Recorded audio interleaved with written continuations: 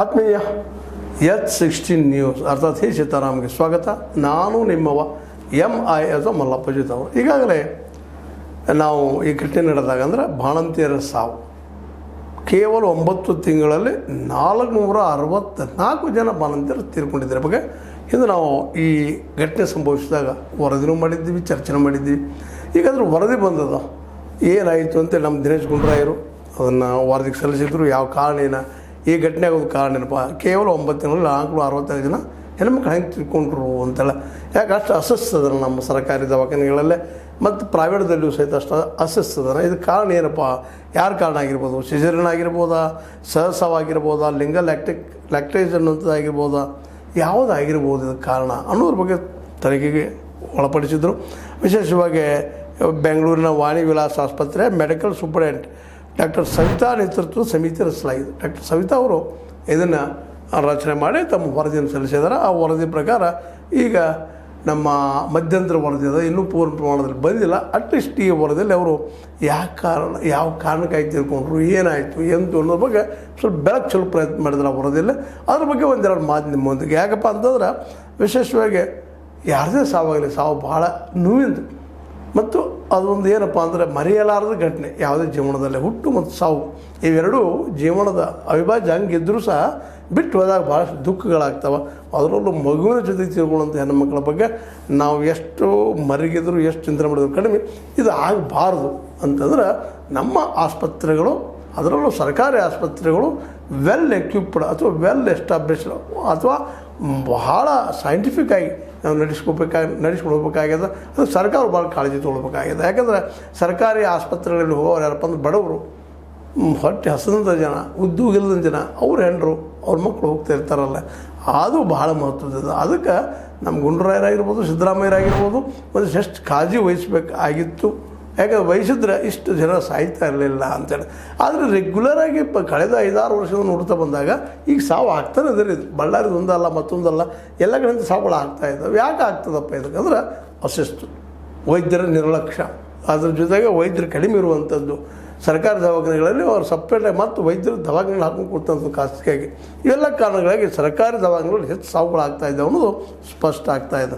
ಯಾಕಂದರೆ 2024 April 1ರಿಂದ December 31ರೊಳಗೆ 70% ಸಾವುಗಳನ್ನ ನಾವು ತಡಿಬಹುದಿತ್ತು ಅಂತೇಳಿ ನಮ್ಮ ಡಾಕ್ಟರ್ ಸವಿತಾ ನೇತೃತ್ವದ ವರದಿ ಹೇಳ್ತಾ ಇದ್ದಾರೆ. ಅದು ಸವಿತಾ ಅವ್ರು ಹೇಳ್ತಾ ಇದ್ದಾರೆ, ಅವ್ರ ಜೊತೆಗಾರರು ಹೇಳ್ತಾ ಇದ್ದಾರೆ.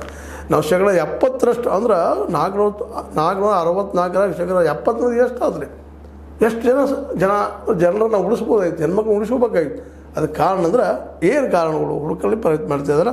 ಅದರಲ್ಲಿ ಮೊದಲನೇ ಕಾರಣ ಅಂದ್ರೆ ಈ 70% ಜನ ತಪ್ಪಿಸ್ಕೋಬೋದಾಗಿತ್ತು. ಅದಕ್ಕೆ ಮುಖ್ಯ ಕಾರಣಗಳು ಏನಪ್ಪ ಅಂತಂದ್ರೆ ಈ ಸಿಜರಿನ್, ಅದಕ್ಕೆ ಸಹಸಾವೂ ಆಗಿರ್ಬೋದು, ಅಥವಾ ಲಿಂಗ ಲ್ಯಾಕ್ಟೇಕೂ ಆಗಿರ್ಬೋದು. ಜೊತೆಗೆ ಆಸ್ಪತ್ರೆಗಳು ಪೂರ್ತಿಯಾಗಿ ಏನಪ್ಪ ಅಂದ್ರೆ ಒಂದು ರೀತಿಯಿಂದ ಈ ಜನರ ಬಗ್ಗೆ ಕಾಳಜಿ ಇಲ್ಲಂಥದ್ದು, ನಿರ್ಲಕ್ಷ್ಯತೆ ಇರುವಂಥದ್ದು. ಆದಷ್ಟು ಇದರಲ್ಲಿ ತಜ್ಞರ ದವಾಖಾನೆಯಲ್ಲಿ ಇಲ್ಲದು, ತಜ್ಞ ವೈದ್ಯರು ಈ ಸರ್ಕಾರಿ ದವಾಖಾನೆಗಳು, ಅದು ತಾಲೂಕಾ ಮಟ್ಟದ ದವಾಖಾನೆಗಳಲ್ಲಿ ಅಥವಾ ಜಿಲ್ಲಾ ಮಟ್ಟದ ದವಾಖಾನೆಗಳಲ್ಲಿ ಇಲ್ಲದ್ದು ಅಂತ. ಇನ್ನು ಜಿಲ್ಲಾ ಮಟ್ಟದ ಹಿಂಗಾದಾಗ ಇನ್ನು ತಾಲೂಕು ಮಟ್ಟದ ಯಾವುದು, ಹಳ್ಳಿ ಮಟ್ಟದ ಏನಾಗ್ಬೋದು ಅಂತೇಳಿ. ಜಿಲ್ಲೆ ಮಟ್ಟದಲ್ಲೇ ನಮ್ಮ ಡಾಕ್ಟ್ರು ಸಿಗ್ತಾಯಿಲ್ಲ, ತಜ್ಞ ವೈದ್ಯರು ಸಿಗ್ತಾಯಿಲ್ಲ, ಕಾಳಜಿ ಸಿಗ್ತಾಯಿಲ್ಲ ಅಂದ್ರೆ ಮತ್ತು ತಾಲೂಕು ಮಟ್ಟದ್ದು ಹಳ್ಳಿಗಳ ಮಟ್ಟದ್ದು ಪರಿಸ್ಥಿತಿ ಏನಾಗಿರ್ಬಾರ್ದು, ಅಲ್ಲಿ ಎಷ್ಟು ಜನ ಸತ್ತಿರ್ಬೋದು ಅನ್ನೋಂಥ ಭಯನೂ ಹುಡ್ತದೆ. ಯಾಕಂದರೆ ಇಂಥವ್ರು ಹಾಕ್ಕೊಳ್ಳೋದು ಅನ್ನೋಂಥ ದೃಷ್ಟಿ ಇಟ್ಕೊಂಡ ಏನಪ್ಪ ಅಂದ್ರೆ ವಿಶೇಷವಾಗಿ ಈ ಒಂದು ಸಾವಿಗೆ ಏನಪ್ಪ ಪ್ರಮುಖ ಅಂಶಗಳು ಏನಪ್ಪ, ಸಾವಿನಲ್ಲಿ ಪ್ರಮುಖ ಅಂಶಗಳು ಏನಪ್ಪ ಅಂತಂದ್ರೆ ವಿಶೇಷವಾಗಿ ಲಿಂಗ ಲ್ಯಾಕ್ಟಿಕ್ ಕಾರಣದಿಂದ 17 ಸಾವುಗಳಾಗ್ಯಾವ. ಬಳ್ಳಾರಿಯಲ್ಲೇ 5, ರಾಯಚೂರಲ್ಲಿ 4, ಬೆಂಗಳೂರು ನಗರದಲ್ಲಿ 3, ಉತ್ತರ ಕನ್ನಡ, ಯಾದಗಿರಿ ಮತ್ತು ಬೆಳಗಾವಿಯಲ್ಲ 1. ಇನ್ನು 10 ಪ್ರಕರಣಗಳಲ್ಲಿ ಆಸ್ಪತ್ರೆ ವೈದ್ಯರು ಮತ್ತು ಸಿಬ್ಬಂದಿಯ ನಿರ್ಲಕ್ಷ್ಯ. ಇದು ಇಲ್ಲಿ ಹೇಳುವಂಥ ಲೆಕ್ಕ ಕೊಡೋದು ಹೋಗ್ತಾರೆ ಏನು ಕಾರಣಗಳನ್ನಂತೇಳಿ ಅಂದ್ರೆ ಕಾಳಜಿ ಇಲ್ಲದಂಥದ್ದು ಅಂತ. ಮೂರನೇದಾಗೆ ಒಟ್ಟು ಸಾವಿನ ಪ್ರಕರಣಗಳಲ್ಲಿ 50% ತಾಯಂದಿರ ವಯೋಮಿತಿ 19ರಿಂದ 25 ವರ್ಷಗಳವರಿದ್ದಾರೆ. ಮುಖ್ಯ ಪ್ರಮುಖವಾಗಿ ಗಮನಿಸಬೇಕಾದ ವಿಷಯಗಳೆಲ್ಲ ಇವು. ಯಾಕಂದರೆ ಇವರಲ್ಲಿ ಇನ್ನೂ ಶಕ್ತಿ ಇರ್ತದೆ. ಅಂಥ ಒಂದು ಶಕ್ತಿ ಇರುವಂಥ ಜನ ತಿಳ್ಕೊಳ್ಳೋದಪ್ಪ ಅಂದ್ರೆ ಒಂದು ಆಘಾತಕಾರಿ ವಿಷಯ. ಮುಂದಿದ್ದಕ್ಕೆ ಇನ್ನೊಂದು ಕಾರಣ ಏನಪ್ಪ ಅಂದ್ರೆ ಅನಾರೋಗ್ಯಗಳು ಸಹಿತ. ಮೊದಲನೇದಾಗಿ 68% ಏನಾಗ್ಯದಪ್ಪ ಅಂದ್ರೆ ಅಧಿಕ ಒತ್ತಡ, ಬ್ಲಡ್ ಪ್ರೆಷರ್ ಕಾರಣ ಆಗ್ತದೆ, ಹೃದಯ ರೋಗದ ಕಾರಣ ಆಗ್ತದೆ, ಡಯಾಬಿಟಿಸ್ ಸೋಂಕು ಇದೆಲ್ಲ ಕಾರಣ ಸಾವುಗಳು ಸಂಭವಿಸ್ತಾ ಇರ್ತಾವೆ ಅಂತ ಇವುಗಳ ಬಗ್ಗೆ ಅಲ್ಲಿ ಇಲ್ಲ ಕಾಳಜಿ ಅಂತೇಳಿ ಭವಿಷ್ಯದಲ್ಲಿ ತಾಯಂದಿರ ಸಾವನ್ನು ತಪ್ಪಿಸಲು ಈ ದಿಶೆಯಲ್ಲಿ ವಿಚಾರ ಮಾಡಿದಾಗ ಒಂದು 27 ಸಲಹೆಗಳನ್ನು ಕೊಡ್ತಾ ಇದ್ದಾರೆ ಈ ನಮ್ಮ ಡಾಕ್ಟರ್ ಸವಿತಾ ನೇತೃತ್ವದ ಸಮಿತಿ ನಮ್ಮ ಗುಂಡೂರಾಯರಿಗೆ. ಯಾವವು ಪ್ರಸವ ಪೂರ್ವ ಮತ್ತು ಪ್ರಸವ ನಂತರದ ಸೇವೆಗಳನ್ನು ಉತ್ತಮಪಡಿಸುವುದರ ಜೊತೆಗೆ ಸೌಲಭ್ಯಗಳ ಸುಧಾರಣೆ ಬಗ್ಗೆಯೂ ಒತ್ತು ನೀಡಲು ಸೂಚಿಸಲಾಗಿದೆ. ಎಲ್ಲ ಸೌಲಭ್ಯ ಕೊಡುವಂಥದ್ದು ಪ್ರಸವ ಪೂರ್ವ ಆಗಿರ್ಬೋದು ನಂತರದಲ್ಲಾಗಿರ್ಬೋದು ಅವ್ರಿಗೆ ಸೌಲಭ್ಯ ಕೊಡೋದು ಎಲ್ಲ ಸ್ವಚ್ಛ ಇಡುವಂಥದ್ದು ಆಗಬೇಕಾಗಿದೆ. ಮುಂದೆ ಸೌಲಭ್ಯಗಳ ಸುಧಾರಣೆ ಬಗ್ಗೆಯೂ ಒತ್ತು ನೀಡಲು ಸೂಚಿಸಲಾಗಿದೆ. ಮುಖ್ಯವಾಗಿ ಉತ್ತಮ ಕಟ್ಟಡ ಸೌಲಭ್ಯ, ಉಪಕರಣಗಳು, ಔಷಧಗಳು, ಅದಕ್ಕೆ ರಕ್ತ ನಿಧಿ, ಸಾಮಾನ್ಯ ಹೆರಿಗೆ ಆದವ್ರಿಗೆ 3 ದಿನಗಳು, ಸಿಜರಿನ್ ಆದವ್ರಿಗೆ 7 ದಿನಗಳು ಇರುವಂಥದ್ದು ಆಗಬೇಕಾಗಿದೆ. ಇನ್ನು ಸಾವಿಗಿದ ಕಾರಣ ಅನ್ನುವಂಥದ್ದು ಇಲ್ಲ, ಸ್ಪಷ್ಟವಾಗಿಲ್ಲ. ಈ ಎಲ್ಲ ನೆಲೆಯಲ್ಲೇ ಅನೇಕ ಬದಲಾವಣೆಗಳು ಸರ್ಕಾರಿ ಆಸ್ಪತ್ರೆಗಳಲ್ಲಿ ಆಗಬೇಕಾಗಿದೆ ಮತ್ತು ಖಾಸಗಿಯಲ್ಲೂ ಆಗಬೇಕಾಗಿದೆ ಅಂತ ಹೇಳ್ತಾ ಇದ್ದಾರೆ. ಯಾಕಂದರೆ ಇಲ್ಲಿ ಸಾವಿಗೆ ಕಾರಣಗಳಾಗಿ ಈಗಾಗಲೇ ಹೇಳಿದಾಗ ನಿಮಗೆ ಸಿಜರಿನ್ನ ಅದರಿಂದ 238 ಜನ ತೀರ್ಕೊಂಡಿದ್ದಾರೆ ಸಿಜರಿನಿಂದ. ಮುಂದೆ ಸಹಜ ಹೆರಿಗೆ ಸಹಜವಾಗಿ ಹಡಿಯುವಂಥ ಹೆಣ್ಮಕ್ಳು ಅವರು 42 ಜನ ಸತ್ತಿದ್ದಾರೆ. ಲಿಂಗರ್ ಲ್ಯಾಕ್ಟಿಕ್ಕಿಂದ 18 ಮಂದಿ ಸತ್ತಿದ್ದಾರೆ. ಮುಂದೆ ಇನ್ನೊಂದಿಲ್ಲ ಗಮನಿಸಬೇಕಾಗಿದೆ ಅಂದರೆ ಹಡಿಯೋಕ್ಕಿಂತ ಪೂರ್ವದಲ್ಲೇನ ಅದರ ಪ್ರಸವ ಆಗೋಕ್ಕಿಂತ ಪೂರ್ವದಲ್ಲೇ 380 ಜನ ತಿಳ್ಕೊಂಡಿದ್ದಾರೆ. ಪ್ರಸವ ನಂತರ 84 ಜನ ಹೆಣ್ಮಕ್ಳು ತಿಳ್ಕೊಂಡಿದ್ದಾರೆ ಅಂತೇಳಿ. ಇನ್ನು ಮಾರಣ ಎಲ್ಲೆಲ್ಲಿ ಸಂಭವಿಸಪ್ಪ ಅಂದರೆ 2% ಮನೆಯಲ್ಲಿ ಸಂಭವಿಸಿದ್ದು 2%. 10 ಮಾರ್ಗದ ಮಧ್ಯದಲ್ಲಿ ವೈದ್ಯರಾಗಿ ತಿಳ್ಕೊಂಡಿದ್ದಾರೆ. ಪಾಪ ದೂರದ ಊರಿಗಿರುವುದರಿಂದ ಹಳ್ಳಿಗಳಲ್ಲಿ ವ್ಯವಸ್ಥೆ ಇರುವುದರಿಂದ ಇಲ್ಲದ್ದರಿಂದಾಗಿ ಮುಂದೆ 22% ಖಾಸಗಿ ಆಸ್ಪತ್ರೆಗಳಲ್ಲಿ ಸಾಲದಿಲ್ಲ 22% ತಿಳ್ಕೊಂಡಿದ್ದಾರೆ. ಇನ್ನು ಸರ್ಕಾರಿ ಆಸ್ಪತ್ರೆಗಳು 65% ತಿಳ್ಕೊಂಡಿದ್ದಾರೆ. ಇವು ಎಲ್ಲ ಡಾಕ್ಯುಮೆಂಟ್ಸನ್ನು ನೋಡಿದಾಗ ಇಲ್ಲಿ ನಮ್ಮ ಸರ್ಕಾರಿ ದವಾಖಾನೆಗಳ ಪರಿಸ್ಥಿತಿ ಮತ್ತು ಅದೇ ಕಾಲಕ್ಕೆ ಖಾಸಗಿಯವ್ರ ಪರಿಸ್ಥಿತಿ ಯಾವ ರೀತಿ ಐತಿ ಅನ್ನೋದು ಸ್ಪಷ್ಟ ಆಗ್ತಾ ಹೋಗ್ತದೆ. ಇದು ಒಂದು ವರ್ಷದಲ್ಲೇ ಕಥೆ ಇದು. ಈಗ ನಿಮ್ಗೆ ಹೇಳಿದಂಗೆ 2020-21ರಲ್ಲಿ 714 ಮಂದಿ ತಿಳ್ಕೊಂಡಿದ್ದಾರೆ. ಮುಂದೆ ಆಮೇಲೆ 2021-22ರಾಗ 635, ಮುಂದೆ 22-23ರಾಗ 594, 22-24ರಾಗ 550, ಮುಂದೆ 2024-25ರಾಗ 530. ಇದು ವರ್ಷ ಕಡಿಮೆ ಆಗಿದೆ. ಬಟ್ ಪ್ರತಿ ವರ್ಷ ರೆಗ್ಯುಲರ್ ಇದೆ ಅಂತ. ಇದೇನು ತೋರಿಸೋದಪ್ಪ ಅಂತಂದ್ರೆ ನಮ್ಮ ಸರ್ಕಾರಿ ಆಸ್ಪತ್ರೆಗಳಾಗಿರ್ಬೋದು, ಖಾಸಗಿಯವರಾಗಿರ್ಬೋದು, ಇವರಷ್ಟು ಏನಪ್ಪ ಅಂದ್ರೆ ರೋಗಿಗಳ ಜೊತೆ ಸರಿಯಾಗಿ ಬಿಹೇವ್ ಮಾಡ್ತಾಯಿಲ್ಲ, ಔಷಧ ಗುಣಮಟ್ಟ ಸರಿ ಇರಲಿಕ್ಕಿಲ್ಲ, ಇವೆಲ್ಲರೂ ಕಾರಣಗಳಾಗ್ತಾ ಇದ್ದಾವೆ. ಇದು ಜಿಲ್ಲಾ ಮಟ್ಟದ ಪರಿಸ್ಥಿತಿ. ಇದು ತಾಲೂಕಾ ಮಟ್ಟದ ಮತ್ತು ಹೋಬಳಿ ಮಟ್ಟದ ಗ್ರಾಮೀಣ ಮಟ್ಟದ ಪರಿಸ್ಥಿತಿ ಇನ್ನೂ ಅದಕ್ಕಿಂತಲೂ ಭಾಳ ಏನಪ್ಪ ಅಂದ್ರೆ ಭಾಳ ಕೆಳಮಟ್ಟದ ಅನ್ನುವಂಥ ಮಾತನ್ನು ಹೇಳ್ತಾ ಇದ್ದಾರೆ. ಈಗಾಗಲೇ ಗುಂಡೂರಾಯರಿಂಥವ್ರು ಏನೋ ಒಂದು ಪ್ರಯತ್ನ ಮಾಡ್ತಾ ಇದ್ದೀವಿ, ತಾಲೂಕಾ ಮಟ್ಟದ ತಜ್ಞರ ವೈದ್ಯರು ನೇಮಿಸ್ತೀವಿ, ಈಗ ನೇಮಿಸಿ ಮಾಡಿರ್ತೀವಿ ಏನೋ ಹೇಳಿ ಕೊಟ್ಟಿದ್ದಾರೆ. ಮಧ್ಯಂತರ ವಿಶ್ಲೇಷಣೆ ವರದಿ ಏನೋ ಕೊಟ್ಟಿಸಿಂದ ಅದಕ್ಕಾಗಿ ನಾವು 360 ಕೋಟಿ ರೂಪಾಯಿ ತೆಗೆದಿಟ್ಟಿವಿ ಅಂತ ಏನೋ ಹೇಳಿ ಕೊಡ್ತಾ ಇದ್ದಾರೆ.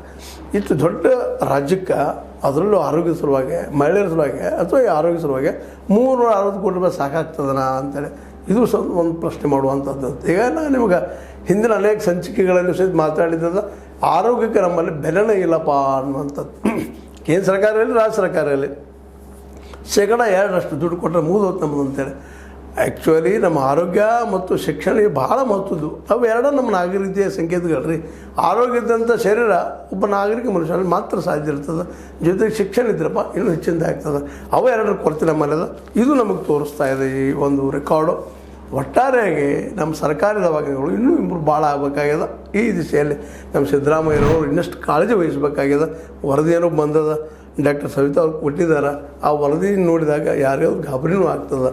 ಈ ಪ್ರತಿ ವರ್ಷವೂ ಇದು ಏನಪ್ಪ ಅಂತಂದ್ರೆ ಈ ಸಾವು ಪ್ರಮಾಣ ಹೆಚ್ಚೈತಿಲ್ಲಪ್ಪ ಒಂದು ರೀತಿಯಿಂದ ಇದು ಕಡಿಮೆ ಆಗ್ತಾಯಿಲ್ಲ ಅನ್ನೋಂಥ ಒಂದು ಮಾತು ಕೇಳಿ ಬರ್ತಾ ಇದ್ದಾವೆ. ಅದೇನೋ ಆಗಲಿ ಸರ್ಕಾರಿ ಆಸ್ಪತ್ರೆಗಳು ಒಂದು ಆರೋಗ್ಯಪೂರ್ಣ ಹೆಣ್ಣುಮಕ್ಕಳನ್ನ ಉಳಿಸೋ ಸಲುವಾಗಿ ಆರೋಗ್ಯಪೂರ್ಣದ ದುಡ್ಡನ್ನು ಖರ್ಚು ಮಾಡಿ 360 ಕೋಟಿ ಅದು ಮತ್ತೆ ಇನ್ನೊಂದು 50 ಕೋಟಿ ಹೊತ್ತು ಇನ್ನೊಂದು 6 ಕೋಟಿ 500 ಕೋಟಿ ಹಾಕಿ ಇನ್ನೂ ಕಡಿಮೆನ.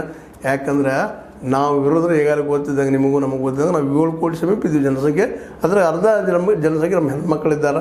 ಆ ಹೆಣ್ಮಕ್ಳು ಆದರೆ ಬದುಕು ಭಾಳ ಕಷ್ಟದಿರ್ತದೆ. ಹಡಿಯೋದಪ್ಪ ಅಂದ್ರೆ ಸತ್ತು ಹುಟ್ಟಿದಂಗೆ ನಮ್ಮಲ್ಲಿ ಗಾದಿ ಮಾತದ. ಒಬ್ಬ ತಾಯಿ ಒಂದು ಮಗುವನ್ನು ಜಗಕ್ಕೆ ನೀಡಬೇಕಾಗಿತ್ತಪ್ಪ ಅಂದ್ರೆ ಅವಳು ಸತ್ತು ಹುಟ್ಟಿರ್ತಾಳಂತೇಳಿ. ಇದ್ರ ಬಗ್ಗೆ ನಮ್ಮ ಸರ್ಕಾರ ಕಾಳಜಿ ವಹಿಸೋದು ಮತ್ತೆ ಒತ್ತಾಯ ಮಾಡ್ತಾ ಇಂಥ ಬಾಣಂತಿಯರಿಗೆ ಒಂದು ಸಹಾಯ ಸಹಕಾರನೂ ಹೆಚ್ಚಾಗಲಿ ಮತ್ತು ಅಲ್ಲಿ ವ್ಯವಸ್ಥೆ ಇನ್ನಷ್ಟು ಪಕ್ಕ ಆಗಲಿ ಅಂತೇಳಿ ಈಗಾಗಲೇ ಅನೇಕ ವಿಷಯ ನಿಮ್ಮ ಜೊತೆ ಮಾತಾಡಿದ. ಮಧ್ಯಂತರ ವರದಿಯಲ್ಲಿ ಏನದ ಅಂತ ಹೇಳಿದ್ರೆ ಬರೋ ವರದಿ ಕಸದ ಡಬ್ಬಿ ಉಗಿಲಿಕ್ಕೆ ಹೋಗ್ಬೇಡ್ರಿ. ದಯವಿಟ್ಟು ದಿನೇಶ್ ಗುಂಡೂರಾಯರ ಮತ್ತು ಸಿದ್ದರಾಮಯ್ಯನವರ ನಮ್ಮ ಹೆಣ್ಣುಮಕ್ಕಳು ನಮ್ಮ ಮಕ್ಕಳ ಭವಿಷ್ಯ ಅಷ್ಟಲ್ಲ ಅವರು ನಮ್ಮ ಮಕ್ಕಳನ್ನು ಆರೋಗ್ಯವಾಗಿ ಇಡಬೇಕಾಗಿದ್ದರೆ ಅವ್ರು ಮೊದಲು ಆರೋಗ್ಯ ಇರಬೇಕು ಅನ್ನೋಂಥ ಮಾತು ನೆನ್ಪಿಟ್ಕೊಂಡು ಈ ದಿಶೆಯಲ್ಲಿ ಇನ್ನಷ್ಟು ಸರ್ಕಾರ ಕಾಳಜಿ ವಹಿಸಲಿ.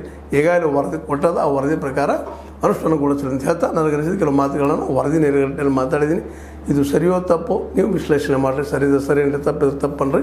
ನಮ್ಮ ತಾಯಂದಿರು ಮತ್ತು ಮಕ್ಕಳು ಉಳಿದ ಬೆಳೆದ ಈ ದೇಶಕ್ಕೆ ಒಳ್ಳೆಯ ನಾಗರಿಕರ ಆಗಲಿ ಅಂತ ಮತ್ತೆ ಬಯಸ್ತಾ H16 ನ್ಯೂಸ್ ಅರ್ಥಾತ್ ಹೇ ಸೀತಾರಾಮ ಸತ್ಯದ ಕೈಗಂಡು ವಂದನೆಗಳು.